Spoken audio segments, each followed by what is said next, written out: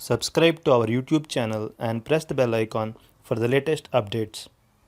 How to enable hardware acceleration in Google Chrome. Open Google Chrome browser on your computer. Click on the three-dot icon located at the top right corner of the page.